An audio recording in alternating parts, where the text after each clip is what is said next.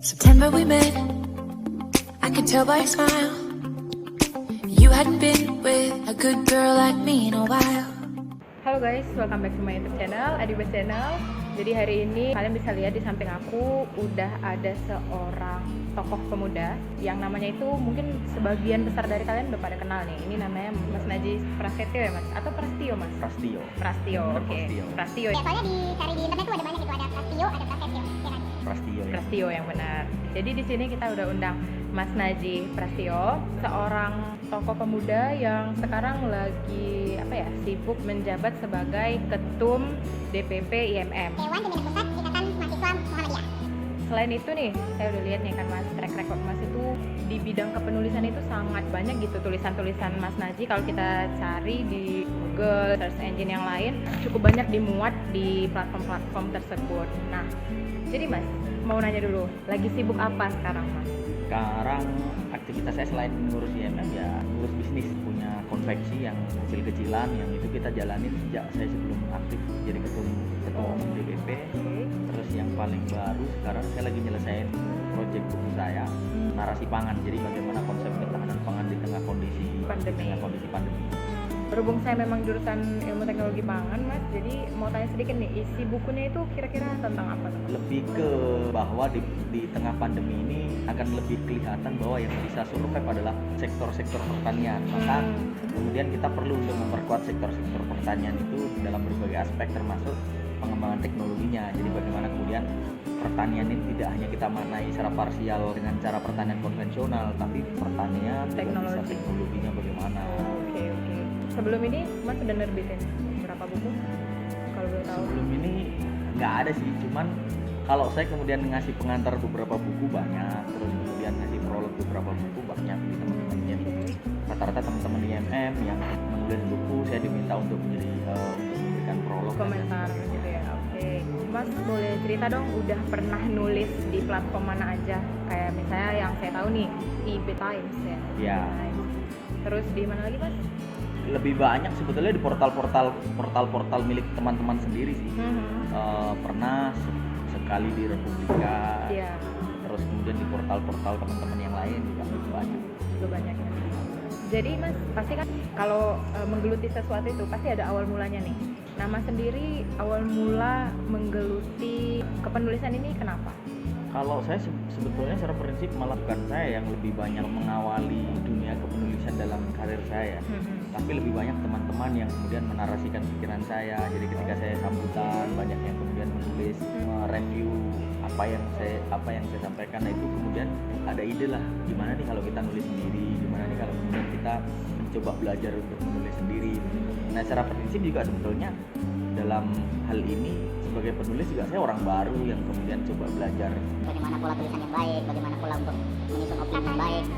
Kalau boleh tahu Mas dari kapan nih Mas mulai aktif untuk menulis? Lebih banyaknya sih ketika aktif di IMM ya sampai di tingkat pusat lah. Nah, kalau sudah di tingkat pusat orang akan mengukur karya bukan akan mengukur omongan gitu loh. Kalau kita pandai pidato seperti apapun kalau kita tidak punya karya nanti bakal hilang juga.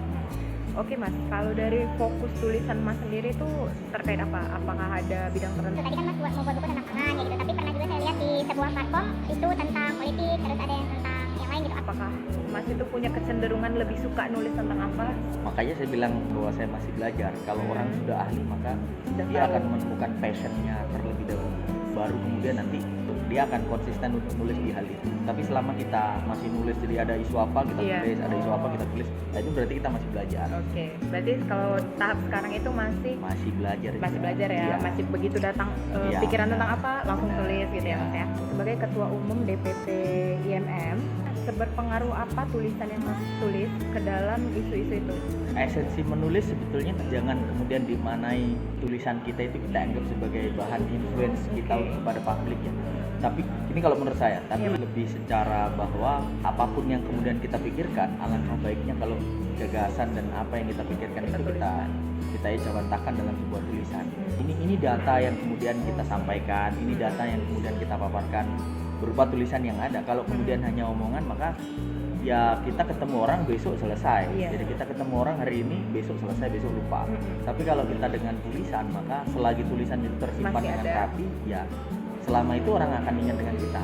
Saya hanya berpikir bahwa ketika saya menulis, ketika saya menyampaikan omongan saya, itu hanya sebagai refleksi atas apa yang kemudian ada dalam pikiran saya.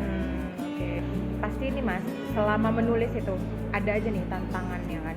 Pasti ada lah yang 1-2 gitu yang menimbulkan tantangan. Mas sendiri dalam tulisan ini gimana? Ada nggak tantangannya? Kalau tantangan paling mendasar bagi teman-teman yang seperti kita belajar menulis itu sebenarnya pada mood ya, malas lah. Jadi seringkali kemudian kita malas. Pertama malas, begitu kita udah semangat nulis, di tengah jalan ide kita hilang, Iya. tiba-tiba hilang. Jadi rata-rata yang kemudian menjadi tantangan awal ya di situ, kemalasan, terus kemudian ide Bangun mood tiba-tiba gitu ya ya. membangun mood, itu yang seringkali menjadi tantangan mendasar kita. Jadi kalau kemudian kita udah nulis nih ternyata kurang pede, itu saya kira bukan bagian dari tantangan ya, tapi lebih ke ketidakpedean kita Bisa jadi, Mas. dalam mempublish Bisa jadi. apa karya kita, gitu saja. Berarti buat teman-teman misalnya yang baru mulai menulis gitu, jangan nggak pede ya Mas ya? Iya, makanya saya bilang salah satu program andalan di IMM itu, saya memberikan fasilitas penuh kepada teman-teman IMM yang mulai dari komisariat nih sampai tingkat pusat pun siapa yang punya karya tulis, selagi itu tidak copy paste atau kemudian Original lah ya. itu original karya dia dalam bentuk apapun. Mau cerpen, mau tulisan karya ilmiah, mau apapun, atau hasil kumpulan puisi. Nah, asalkan itu layak jual dalam tanda kutip, yaitu tadi originalitas dan lain sebagainya. Tidak mengandung sara yang tidak semacam itu lah ya, mengandung Mas ya? sara, maka kita akan bantu untuk terbitkan di penerbit yang ber-ISBN. Jadi itu salah satu program unggulan teman-teman DPPRI ini. Nah, makanya saya pengen bilang bahwa secara prinsip orang menulis itu butuh dorongan, orang menulis itu butuh semangat. Nah, kalau kemudian inferior itu lebih tinggi daripada semangat, seringkali kemudian akhirnya kita tidak pede untuk menulis. Makanya saya katakan, untuk menyemangati orang menulis gimana caranya? Ya udah kita kasih fasilitas nih, kalau kader-kader kita mau nulis, nah kita carikan nih bagaimana sponsor dia bisa. Jadi dia semangat ya Mas ya untuk menulis. Kok ada nih yang mau bantuin. Dan yang kedua pasti akan PD itu pasti akan muncul dengan sendirinya. Menarik ya guys ya, menarik banget ini dari Mas Naji. Terus Mas, banyak sih kalau kita lihat di kaum milenial sekarang ya, udah mulai bergeser nih Mas dari buku ke media sosial kayak gitu kan. Jadi udah mulai menurun nih minat-minat baca. Pandangan Mas Naji sendiri, penyebab terjadinya penurunan minat baca atau minat tulis gitu pemuda zaman sekarang itu apa Mas? Persoalan yang cukup pelik kalau kemudian kita berbicara terkait minat baca dan semangat teman-teman untuk cinta kepada literasi. Tapi ya memang itu realitas yang kemudian kita hadapi sekarang. Kalau kemudian kita hari ini bilang bahwa teman-teman malas baca karena buku susah dan lain sebagainya, itu juga bukan alasan yang sebenarnya bagi saya, karena seperti yang disampaikan tadi sama Mbak Diba ya. Jadi sekarang ini harusnya dengan kekuatan media digital itu mempermudah kita untuk mengakses buku-buku yang udah banyak e-book juga. Susah untuk kita akses. Tapi persoalannya adalah persoalan budaya kita, realitas zaman yang kita hadapi. Kita dihadapkan pada persoalan yang kemudian cenderung lebih mengarah kepada pola-pola hedonisme, pola-pola instan kebarat-baratan dan lain sebagainya. gitu ya. Kalau ke barat-baratan harusnya malah kita suka Lebih membaca. Jadi saya pernah ke Italia, pernah kemudian ke Bosnia, pernah kemudian ke Jepang. Jadi malah kemudian kita melihat bahwa tradisi literasi di sana lebih kuat. Nah, kalau kemudian kita asumsi yang kita bangun bahwa budaya kita ke barat-baratan, akhirnya kita tidak suka membaca, juga bagi saya Keliru, itu tesis yang salah.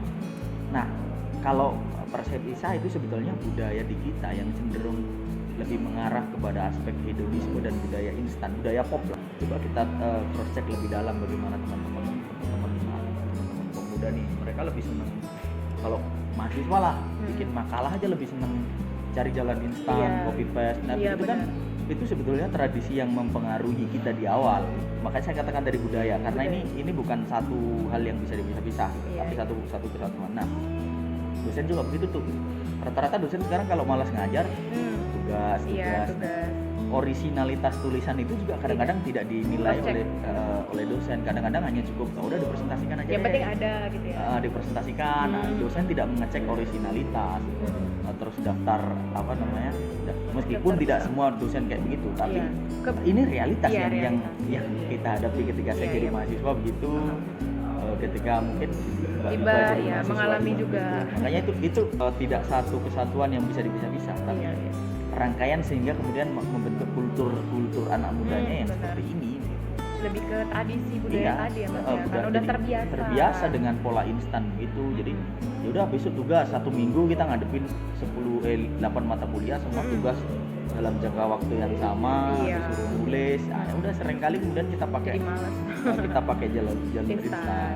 iya. Nah, itu pengaruh yang Pengaruh kemudian sih. membuat kita akhirnya menjadi generasi yang tidak suka membaca, suka copy paste gitu. Iya Mas, karena memang banyak banget ya realitasnya itu kita lihat, nggak usah di jauh-jauh lah Mas, ini yang sekitaran Diba sendiri kayak gitu kan. Ya kebanyakan memang kalau ada tugas gitu kan, nanya udah siap belum, terus langsung ngopi kayak gitu. Dan dosennya surprisingly nggak tahu gitu, nggak ketahuan gitu sama dosennya. Berarti kan ada sesuatu yang salah gitu di situ. Makanya nggak dicek kan budaya, makanya saya katakan budaya yang kemudian akhirnya membuat kita menjadi orang kayak gini. Iya benar. Budaya instan, budaya tidak perhatikan originalitas tulisan. Iya, benar. Sebagai ketua umum DPP IMM yang termasuk ini ya berpengaruh di Indonesia dalam bidang kepemudaan, mungkin untuk kita lebih ke masyarakat aja ya, karena kan kalau bicara pemerintah nggak akan habis-habisnya, karena kan kalau masyarakatnya tidak merubah dirinya sendiri juga pemerintah sulit untuk membuat sebuah kebijakan. Nah menurut Mas sendiri, apa tips atau saran yang bisa dilakukan anak muda untuk meningkatkan kembali nih gairah ingin tahunya lah kita bilang? Bab literasi sebetulnya lebih baik. Seringkali saya menyampaikan kepada teman-teman gitu, kalau yang punya cita-cita menjadi guru, Iya. dia hanya sekedar kuliah dan kuliahnya kayak tadi copy paste, tugas copy paste dan lain sebagainya, maka 5 tahun ke depan kalian akan digantikan oleh ruang guru.com dan Iya. seterusnya. Iya. Kalau kuliah kita jadi dokter atau jadi perawat, kita jarang membaca buku-buku yang berhubungan dengan dunia keperawatan ataupun dunia kedokteran, maka 10 tahun ke depan, 5 tahun ke depan kita akan kalah dengan aplikasi yang namanya Alodok dan lain Benar. sebagainya.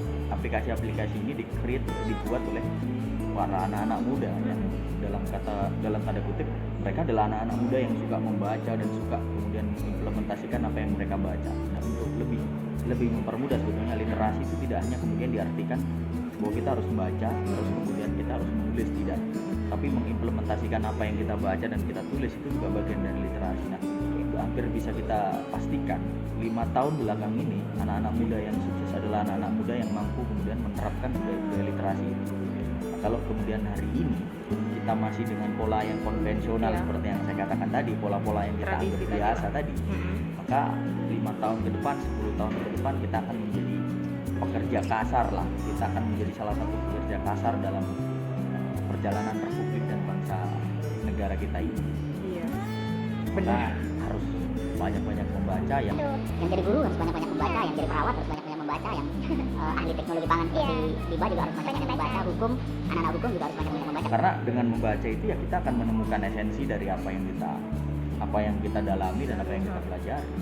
Oke Mas, di sini lebih ke penyadaran diri ya Mas ya, Iya. bahwa posisi kita ini tidak aman gitu ya Mas ya. Bisa aja nanti kayak Mas bilang tadi, di 5 tahun ke depan kita digantikan oleh teknologi dan kita ya udah nggak jadi apa-apa kayak gitu.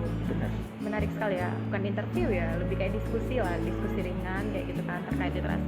Sebenarnya masih banyak lagi nih yang mau dibahas sama Mas Najih, tapi ini agak berbeda nih dari literasi. Dari program organisasi kepemudaan yang Mas pimpin sendiri, ada nggak program yang benar-benar menjurus ke apa ya, untuk meningkatkan sensitivitas keilmuan dari pemuda? Jadi tadi sudah saya paparkan program unggulan kita nih satu. Iya. Satunya lagi kita punya namanya DPP IMM punya lembaga namanya Jasman English Scholarship. Oke. Nah, Jasman English Scholarship ini pelatihan IELTS yang kita terima per pendaftaran dari seluruh kader IMM Indonesia. Kita seleksi per provinsi, terus dapat rekomendasi dari IMM tingkat provinsi, tingkat DPD kalau di IMM ya. Iya. Nah, terus kemudian nanti kita karantina selama 3 bulan. Free biaya untuk Dan- bahasanya SPP per bulan. Oke. IELTS-nya, nanti biaya IELTS-nya pun yang lumayan cukup biaya tes ya. Biaya tes Biaya ya. tes IELTS-nya yang lumayan cukup tinggi juga kita 3 cover. jutaan itu. Nah, hampir 3 jutaan lah. Itu kita juga akan kita cover.